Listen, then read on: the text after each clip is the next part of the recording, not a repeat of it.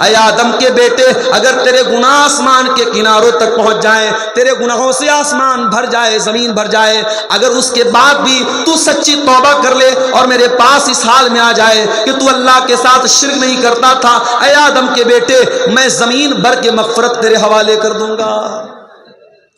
اللہ تو معاف کرنے کو تیار ہے میرے ساتھی، مگر ہم اللہ سے توبہ کرنے کو تیار نہیں۔ رمضان کا مبارک مہینہ بھی آتا ہے اور ہمیں سے بہت سارے لوگوں کی زندگی میں کوئی تبدیلی نہیں آتی۔ میرے پیارے ساتھیوں، جس طریقے سے رمضان آپ کے کھانے کا ٹائم بدل دیتا ہے، آپ کے پینے کا ٹائم بدل دیتا ہے، آپ کے سونے کا ٹائم بدل دیتا ہے، اسی طریقے سے رمضان کو اپنی لائف اور اپنے جیون کو چینج کرنے کا مہینہ بنا لو۔ قُلْ يَا عِبَادِيَ الَّذِينَ أَسْرَفُوا عَلَىٰ أَنفُسِهِمْ، اے نبی آپ کہہ دیجئے، اے میرے وہ بندو جنہوں نے گناہ کر کر کے اپنی جان پر ظلم کیا ہے، لا تقنطوا من رحمت اللہ، تم اللہ کی رحمت سے مایوس مت ہونا۔ ہم نے کیسے کیسے اپنی جان پر ظلم کیا ہے؟ میں نے آپ کے سامنے خطبہ مسنونہ کے بعد سورہ زمر کی آیت نمبر 53، آیت نمبر 53 کی تلاوت کی۔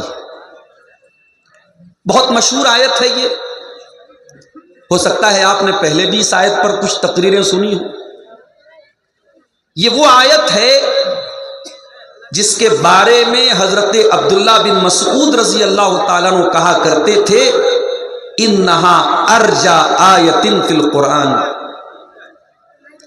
قرآن کریم کے اندر سب سے زیادہ اگر امید دلانے والی کوئی آیت ہے، قرآن کی کوئی آیت اگر ایسی ہے جو مایوسی کو ختم کرتی ہے، نا امیدی کو ختم کرتی ہے اور دل کے اندر امید کی کرن پیدا کرتی ہے، تو وہ یہی آیت ہے۔ اب آئیے ذرا اس آیت پر ہم غور کریں کہ ایسی کیا خاص بات ہے کہ عبداللہ بن مسعود جیسے صحابی کہہ رہے ہیں کہ قرآن کی سب سے زیادہ امید پیدا کرنے والی، امید دلانے والی آیت سورہ زمر کی آیت ہے۔ قُلْ يَا عِبَادِيَ الَّذِينَ أَسْرَفُوا عَلَىٰ أَنفُسِهِمْ، اے نبی آپ کہہ دیجئے، کس سے کہنا ہے؟ یا عبادی، اے میرے بندو۔ کون سے بندو؟ نماز پڑھنے والے، روزہ رکھنے والے، تہجد پڑھنے والے، قرآن پڑھنے والے، تقوی والے، پرہیزگار لوگ نہیں۔ قُلْ يَا عِبَادِيَ الَّذِينَ أَسْرَفُوا عَلَىٰ أَنفُسِهِمْ، اے نبی آپ میرے ان بندوں سے کہہ دیجئے جو بہت بڑے بڑے پاپ کر کے، بہت بڑے بڑے گناہ کر کے اپنی جان پر ظلم کر چکے ہیں۔ یہ غور کیجیے گا اس لفظ کیوں،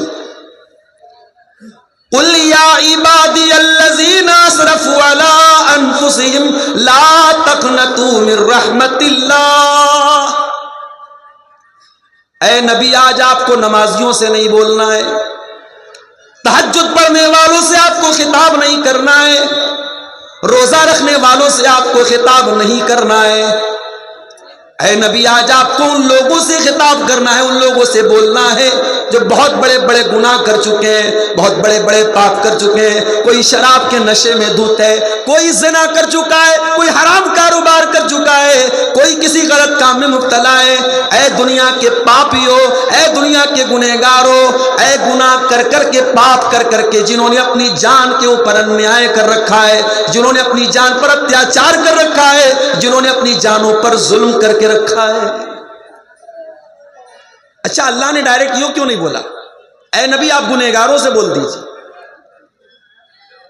اللہ نے گنہگاروں کو بھی یہ حوصلہ دیا، اے گنہگاروں تم جتنا بھی گناہ کر لو، تم اللہ کی بندگی سے باہر تو نہیں نکل سکتے۔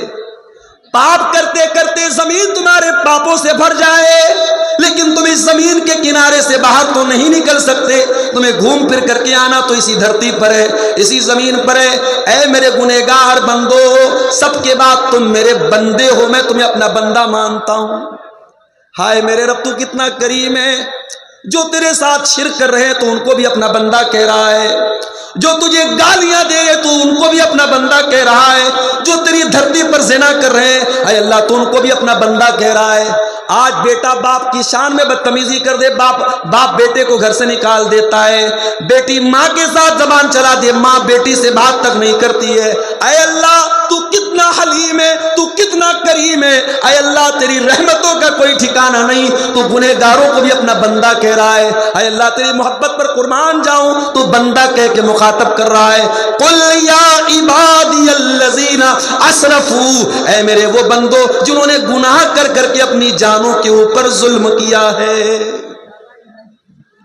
ایک نقطہ یہ بھی ملا، گناہ کر کے ہم دوسروں کا نقصان تو بعد میں کرتے ہیں، پہلے تو اپنا نقصان کرتے ہیں۔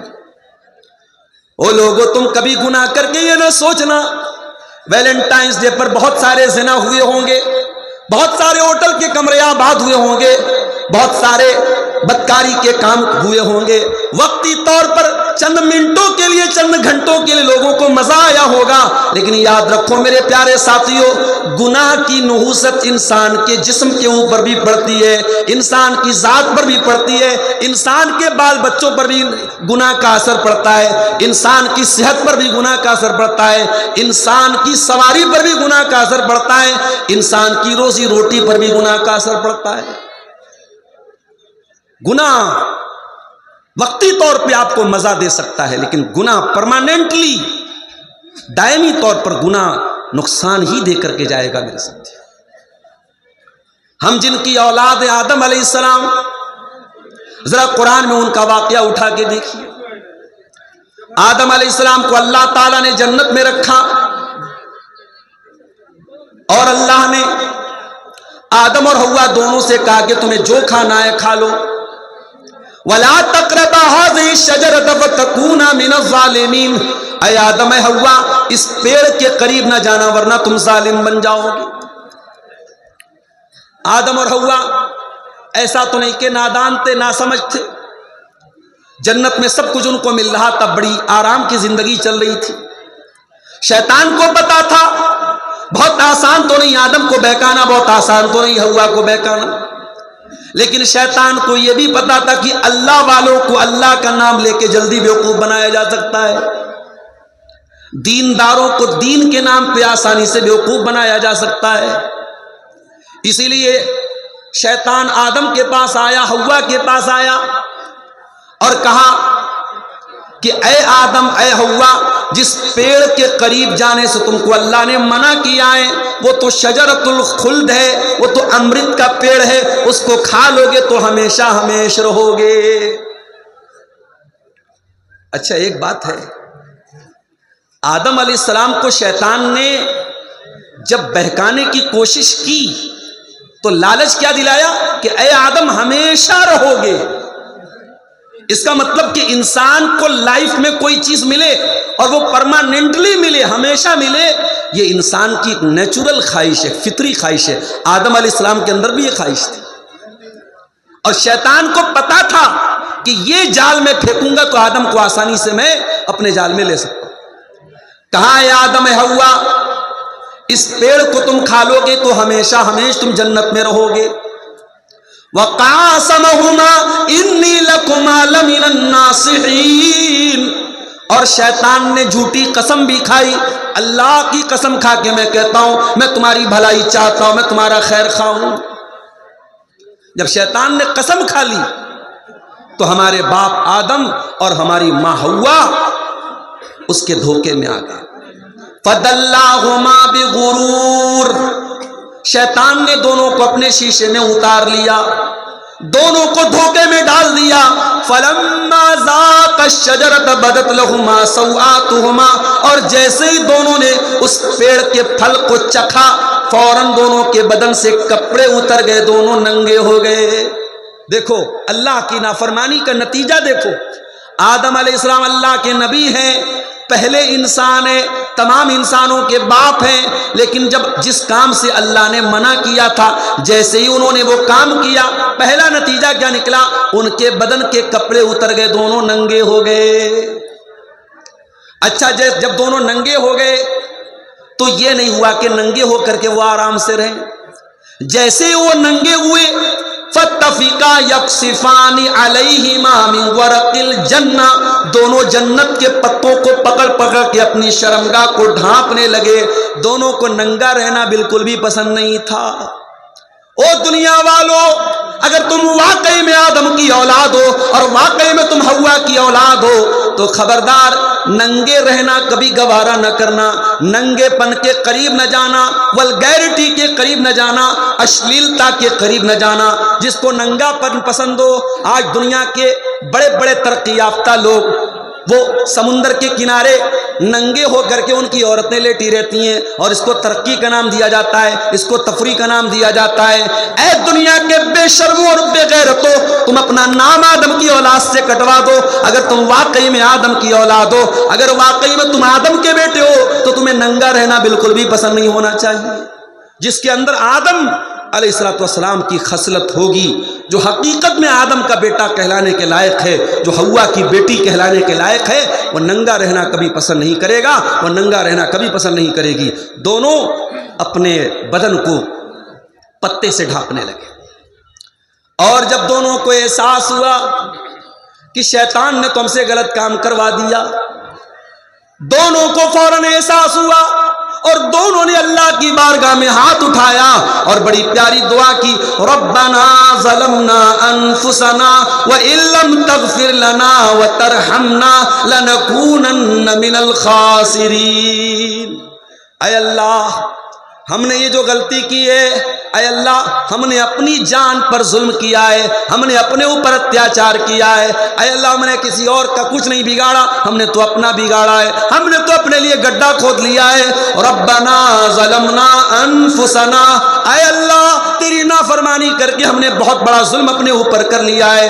وَإِن لَّمْ تَغْفِرْ لَنَا وَتَرْحَمْنَا، اور اے اللہ اگر تو نے نہیں بخشا اور تو نے رحم نہیں کیا، لَنَكُونَنَّ مِنَ الْخَاسِرِينَ، تو ہم سے زیادہ خسارہ اور نقصان اٹھانے والا کوئی نہیں ہوگا۔ تو پتہ یہ چلا کہ جب انسان گناہ کرتا ہے تو اپنی جان پر ظلم کرتا ہے، اپنے اوپر اتیاچار کرتا ہے۔ یہی بات اللہ تعالیٰ سورہ زمر کی آیت نمبر 53 میں کہہ رہا ہے، قُلْ يَا عِبَادِيَ الَّذِينَ أَسْرَفُوا عَلَىٰ أَنفُسِهِمْ، اے میرے وہ بندو جنہوں نے گناہ کر کر کے اپنی جان پر ظلم کر لیا ہے، لا تقنطوا من رحمت اللہ، اے میرے گنہگار بندو کہیں تمہارے دماغ میں یہ خیال نہ آئے اب تو ہم توبہ کریں گے تب بھی اللہ نہیں سنے گا، اب تو ہم معافی مانگیں گے تب بھی اللہ معاف نہیں کرے گا۔ او میرے گنہگار بندو، ایک بار توبہ تو کر کے دیکھو، ایک بار معافی تو مانگ کے دیکھو۔ لا تقنطوا من رحمت اللہ، اللہ کی رحمت سے کبھی مایوس مت ہونا۔ ان اللہ یغفر الذنوب جمیعا، اللہ تعالیٰ کے یہاں اگر سچی توبہ کر کے جاؤ گے، اللہ کے یہاں کوئی پاپ بڑا نہیں ہے، کوئی گناہ بڑا نہیں ہے، بڑے سے بڑا گناہ اللہ کی رحمت سے بڑا نہیں ہے۔ اس سے سچی توبہ کرو گے، وہ تمہارے سمست پاپوں کو، تمام گناہوں کو معاف کر دے گا۔ انہ هو الغفور الرحیم، وہ بہت بخشنے والا، بہت رحم کرنے والا ہے۔ قرآن کی آیت دنیا کے ان تمام لوگوں کو ایک آسرا دلاتی ہے، امید دلاتی، حوصلہ دیتی ہے، جو گناہ کر کر کے تھک گئے ہیں، جن کے پاپوں سے دھرتی بھر گئی ہے، جن کے پاپوں کا گھڑا بھر گیا ہے۔ قرآن کی آیت انہیں توبہ کرنے کی دعوت دیتی ہے، اور قرآن کی آیت یہ بھی بتاتی ہے کہ اے گنہگارو، تم گناہ کر کے اپنے اوپر ظلم کر رہے ہو، اپنے اوپر اتیاچار کر رہے ہو۔ اللہ کا ایک اور بندہ یونس علیہ السلام، جو اللہ کی اجازت کے بغیر اپنی بستی سے نکل گئے تھے، ان کو اللہ تعالیٰ نے مچھلی کے پیٹ میں پہنچا دیا۔ وہ لوگوں کبھی تصور کرو مچھلی کا پیٹ کتنا بڑا رہا ہوگا، اور مچھلی کے پیٹ میں یونس علیہ السلام بالکل صحیح سلامت ہے، یہ بھی کرشمہ ہے اللہ تعالیٰ کا۔ اور قرآن یہ بھی کہتا ہے فلولا انہ کان من المسبحین للبث فی بطنہ، اگر یونس علیہ السلام نے توبہ نہ کی ہوتی، اگر اللہ تعالیٰ کی تسبیح بیان نہ کی ہوتی تو قیامت تک مچھلی کے پیٹ میں ہی رہتے۔ یونس نبی تھے اللہ کے، قرآن کہہ رہا اگر وہ تسبیح نہ پڑھتے، توبہ نہ کرتے تو مچھلی کے پیٹ میں رہتے قیامت۔ فنادا فی الظلمات، یونس علیہ السلام نے مچھلی کے پیٹ میں اللہ کو پکارا۔ میرے پیارے بھائیوں، آج جھارکھنڈ کے بہت سارے علاقوں میں موبائل کا نیٹ ورک کام نہیں کرتا۔ میں اسی برہیٹ میں آتا تھا، مجھے یاد ہے آج سے 6-7 سال پہلے جب حقانی صاحب بحیات تھے، میں یہاں آتا تھا، اس وقت شاید جیو شروع ہو چکا، جیو کا نیٹ ورک نہیں کام کرتا تھا یہاں پہ، صرف ایئرٹیل کام کرتا تھا یا BSNL کام کرتا تھا۔ اور آج بھی جھارکھنڈ کے بہت سارے علاقوں میں آپ چلے جائیں نیٹ ورک کوریج نہیں ہے، پہاڑی علاقوں میں آپ چلے جائیں۔ آپ غور کیجئے میرے ساتھیوں، سمندر کا اندھیرا، مچھلی کے پیٹ کا اندھیرا، اور اس کے بعد رات کا اندھیرا، 3 اندھیروں میں مچھلی کے پیٹ میں یونس علیہ السلام اللہ تعالیٰ کو پکار رہے ہیں۔ یونس کے دل میں ایک بار بھی یہ خیال نہیں آیا میں پکار تو رہا ہوں، اللہ تک میری بات پہنچے گی کہ نہیں پہنچے گی۔ وہ لوگوں جہاں کسی نیٹ ورک کا کوریج نہ ہو، جہاں دنیا کا کوئی سم کام نہ کرتا ہو، وہاں میرے پروردگار کا نیٹ ورک موجود ہے۔ فنادا فی الظلمات، حضرت یونس علیہ السلام نے مچھلی کے پیٹ میں اللہ کو پکارا، اور کیسے پکارا؟ فرمایا اللہ الہ الا انت سبحانک انی کنت من الظالمین۔ کہا ہے پروردگار تیرے سوا میرا کوئی سہارا نہیں ہے، تیرے سوا میرا کوئی معبود نہیں ہے۔ سب سے پہلے توحید کا اقرار کیا۔ او گنڈا پہننے والوں، او تعویذ پہننے والوں، او قبروں پر سجدہ کرنے والوں، او پیروں کے آگے سجدہ کرنے والوں، تم کس منہ سے اپنے آپ کو مسلمان کہتے ہو؟ تم کس منہ سے نماز میں ایاک نعبد و ایاک نستعین کہتے ہو؟ تمہاری یہ مکاری تمہارے منہ پر مار دی جائے گی، تمہاری یہ دھوکہ دڑی تمہارے منہ پر مار دی جائے گی۔ ارے مسلمان تو توحید کا علمبردار ہوتا ہے، مسلمان اللہ کے سوا کسی اور کو مشکل کشا نہیں مانتا ہے، کسی اور کو حاجت روا نہیں مانتا ہے۔ یونس علیہ السلام نے سب سے پہلے اللہ کی توحید کا اقرار کیا، لا الہ الا انت، اے اللہ تیرے سوا میرا کوئی معبود نہیں ہے، کوئی سہارا نہیں ہے۔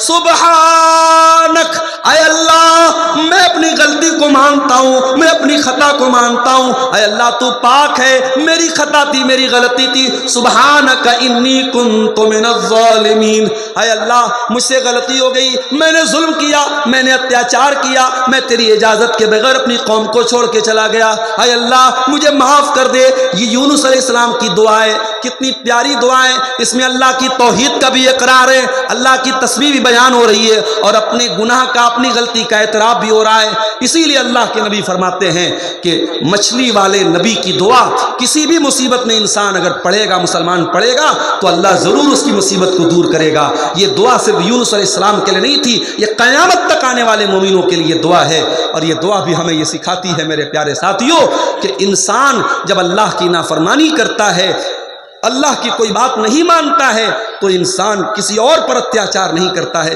انسان سب سے پہلے اپنے نفس کے اوپر، اپنے اوپر ظلم کرتا ہے۔ اور آگے بڑھیے، نبی کے دور میں ایک توبہ کا واقعہ آپ کو سناتا ہوں۔ جنگ تبوک کا موقع ہے، مدینہ سے 700 کلومیٹر کا لمبا سفر کرنا ہے، مئی اور جون کا مہینہ ہے، کھجوریں پک چکی ہیں، بس فصل کو کاٹنا باقی ہے۔ نبی اکرم نے اعلان کیا میں تبوک کی طرف جانا ہے۔ صحابہ کرام کے لیے بہت بڑی آزمائش کا ٹائم تھا، ایک تو گرمی کا موسم تھا، لمبا سفر کرنا تھا، کھجور آلریڈی پک چکی تھی، کھجوروں کو چھوڑ کے جانا تھا۔ زیادہ تر صحابہ کرام تو تیار ہو گئے، 3 صحابہ ایسے تھے جو اپنی سستی اور کاہلی کی وجہ سے اللہ کے پیارے نبی کے پاس کے ساتھ نہیں جا پائے۔ اس میں ایک صحابی کا نام تھا کعب بن مالک، ایک کا نام تھا ہلال بن امیہ، اور ایک کا نام تھا مرارہ ابن ربی۔ یہ 3 صحابی تھے جو اللہ کے نبی کے ساتھ، طاقت تھی ان کے پاس، سواری بھی تھی، وہ جا سکتے تھے، مگر اپنی سستی کی وجہ سے نہیں گئے۔ جب اللہ کے پیارے نبی تبوک سے واپس آئے، منافقوں نے آ کر کے جھوٹا بہانہ کرنا شروع کیا، اے اللہ کے نبی مجھے یہ تکلیف تھی، یہ بیماری تھی۔ اللہ کے نبی نے ان کا بہانہ قبول کیا، کہا جب اللہ تمہیں معاف کرے، جب اللہ تمہیں معاف کرے۔ جب حضرت کعب بن مالک کا نمبر آیا، انہوں نے اپنے دل میں سوچا کہ اگر میں اللہ کے رسول کے پاس جھوٹ بول دیتا ہوں تو آج نہیں تو کل اللہ تعالیٰ میری حقیقت کو کھول دے گا، لیکن میں اگر سچ بول دیتا ہوں ہو سکتا ہے کہ اللہ کے نبی وقتی طور پہ ناراض ہو جائیں، لیکن اللہ تعالیٰ ضرور میری توبہ بعد میں قبول کر لے گا۔ یہی سوچ کر کے جب کعب بن مالک اللہ کے نبی کے پاس آیا، آپ نے پوچھا ہے کعب کیا بات ہے، تم ہمارے ساتھ تبوک میں کیوں نہیں آئے؟ کہا ہے اللہ کے نبی میں آپ کے سامنے جھوٹ نہیں بول سکتا، میں بالکل تندرست و توانا تھا، میری سواریاں بھی تیار تھیں، میں آپ کے ساتھ جانے کا ارادہ بھی رکھتا تھا۔ جب آپ کا قافلہ نکل گیا میں نے کہا میری سواریاں تو ریڈی ہیں، میں 2-3 دن کے بعد بھی جاؤں گا تو قافلے میں شامل ہو جاؤں گا۔ اے اللہ کے رسول میں سست پڑ گیا، میں کاہلی میں پڑ گیا، اور جب میں نے ارادہ کیا تب تک قافلہ بہت دور جا چکا تھا، میری غلطی تھی، میں جان بوجھ کر کے آپ کے ساتھ نہیں جا پایا۔ نبی اکرم نے صحابہ سے کہا کعب بن مالک سچ بول رہے ہیں، لیکن اللہ تعالیٰ کی طرف سے مجھے یہ حکم دیا گیا ہے کہ ان سے کوئی بات نہیں کرے گا۔ کعب بن مالک سے بات چیت بند کر دی گئی، ان کا سوشل بائیکاٹ کر دیا گیا، اور کعب بن مالک کا حال یہ ہو گیا کہ وہ مسجد میں آتے کسی کو سلام کرتے تو کوئی سلام کا جواب دینے کو تیار نہیں ہے۔ کہتے ہیں جب میں نماز پڑھنے لگتا تھا مجھے ایسا لگتا تھا کہ اللہ کے نبی مجھ کو دیکھ رہے ہیں، لیکن جب میں سلام پھیرتا تھا تو اللہ کے نبی اپنا چہرہ پھیر لیتے تھے۔ کعب بن مالک نے پتہ لگایا کہ یہ اکیلے میرے ساتھ یہ مسئلہ ہے یا کوئی اور بھی ہے جو اس مسئلے میں میرے ساتھ ہے، تو پتہ لگا کہ 2 لوگ اور ہیں۔ اس طریقے سے 50 دن کا ٹائم گزرا، اور ایک ایک دن حضرت کعب بن مالک اور ان کے ساتھیوں پر پہاڑ کی طرح گزرا ہے۔ قرآن کریم ان کے حالات کا نقشہ کھینچتا ہے وَعَلَى الثَّلَاثَةِ الَّذِينَ خُلِّفُوا، اے ایمان والو اللہ نے ان 3 لوگوں کی توبہ کو بھی قبول کر لیا جن کے معاملے کو اللہ کے نبی نے مؤخر کر دیا تھا۔ حَتَّى إِذَا ضَاقَتْ عَلَيْهِمُ الْأَرْضُ بِمَا رَحُبَتْ وَضَاقَتْ عَلَيْهِمْ أَنفُسُهُمْ، یہاں تک کہ زمین ان کے لیے تنگ ہو گئی اور ان کی جان بھی ان کے لیے تنگ ہو گئی۔ 50 دن کا ٹائم گزر گیا میرے ساتھیوں، کوئی بات کرنے والا نہیں۔ 50 دن کے بعد حضرت کعب بن مالک اپنے مکان کی چھت پہ نماز پڑھ رہے تھے، اتنے میں دور سے ایک پکارنے والے نے پکارا ابشر یا کعب بن مالک، اے کعب بن مالک خوش ہو جاؤ، اللہ نے تمہاری توبہ قبول کر لی اور تمہارے بارے میں قرآن کی آیتیں نازل ہو گئی ہیں۔ کعب بن مالک کہتے میرے پاس کچھ اور تو نہیں تھا، میں نے اپنے بدن کا کپڑا اتار کر کے اس کو پہنا دیا، اتنی خوشی مجھ کو ہوئی۔ غور کیجئے میرے پیارے ساتھی، سچے دل سے انہوں نے آنسو بہائے تھے، 50 دن تک اللہ سے گڑ گڑا کے دعائیں کی تھی، اللہ نے ان کی توبہ کو قبول کیا تھا۔ میرے پیارے ساتھیوں، رمضان کا مہینہ ہمارے سامنے، رمضان کا مہینہ صرف افطار کا مہینہ نہیں ہے، صرف سحری کا مہینہ نہیں ہے، رمضان کا مہینہ اللہ کی بارگاہ میں سچی توبہ کرنے کا بھی مہینہ ہے۔ اس لیے آئیے ہم یہ عہد کریں کہ آنے والے رمضان میں ہم اللہ کی بارگاہ میں سچی توبہ کریں گے اور سورہ زمر کی اس آیت پر ہم عمل کریں گے، لا تقنطوا من رحمت اللہ، اے گنہگارو اللہ کی رحمت سے مایوس نہ ہونا، ان اللہ یغفر الذنوب جميعا، اللہ تمہارے تمام گناہوں کو معاف کر دے گا۔ مگر یہ بات یاد رکھیے، توبہ کے نام پہ کھلواڑ نہیں چلے گا، توبہ کے نام پہ مذاق نہیں چلے گا۔ اگر توبہ کرتے ہو تو اللہ سے سچی توبہ کرنا پڑے گا۔ یا ایھا الذین آمنوا توبوا الی اللہ توبۃ نصوحا، اے ایمان والو اللہ کی بارگاہ میں سچی توبہ کرو، عسیٰ ربکم ان یکفر عنکم سیئاتکم، جب تم اللہ سے سچی توبہ کرو گے اللہ تمہاری خطاؤں کو معاف کر دے گا۔ کتنی بڑی خطاؤں کو اللہ معاف کرے گا۔ اللہ کے نبی فرماتے ہیں، حدیث قدسی کے الفاظ ہیں، اللہ تعالیٰ کہتا ہے یا ابن آدم انک ما دعوتنی ورجوتنی غفرت لک، اے آدم کے بیٹے تو جب تک مجھ سے معافی مانگتا رہے گا، جب تک تو مجھ سے توبہ کرتا رہے گا، میں تیری توبہ کو قبول کرتا رہوں گا، مجھے کسی کی کوئی پرواہ نہیں ہے۔ یا ابن آدم لو بلغت ذنوبک عنان السماء، اے آدم کے بیٹے اگر تیرے گناہ آسمان کے کناروں تک پہنچ جائیں، تیرے گناہوں سے آسمان بھر جائے، زمین بھر جائے، اگر اس کے بعد بھی تو سچی توبہ کر لے اور میرے پاس اس حال میں آ جائے کہ تو اللہ کے ساتھ شرک نہیں کرتا تھا، اے آدم کے بیٹے میں زمین بھر کے مغفرت تیرے حوالے کر دوں گا۔ اللہ تو معاف کرنے کو تیار ہے میرے ساتھی، مگر ہم اللہ سے توبہ کرنے کو تیار نہیں۔ رمضان کا مبارک مہینہ بھی آتا ہے اور ہمیں سے بہت سارے لوگوں کی زندگی میں کوئی تبدیلی نہیں آتی۔ میرے پیارے ساتھیوں، جس طریقے سے رمضان آپ کے کھانے کا ٹائم بدل دیتا ہے، آپ کے پینے کا ٹائم بدل دیتا ہے، آپ کے سونے کا ٹائم بدل دیتا ہے، اسی طریقے سے رمضان کو اپنی لائف اور اپنے جیون کو چینج کرنے کا مہینہ بنا لو۔ قل یا عبادی الذین اسرفوا علی انفسہم، اے نبی آپ کہہ دیجئے اے میرے وہ بندوں جنہوں نے گناہ کر کر کے اپنی جان پر ظلم کیا ہے، لا تقنطوا من رحمت اللہ، تم اللہ کی رحمت سے مایوس مت ہونا۔ ہم نے کیسے کیسے اپنی جان پر ظلم کیا ہے؟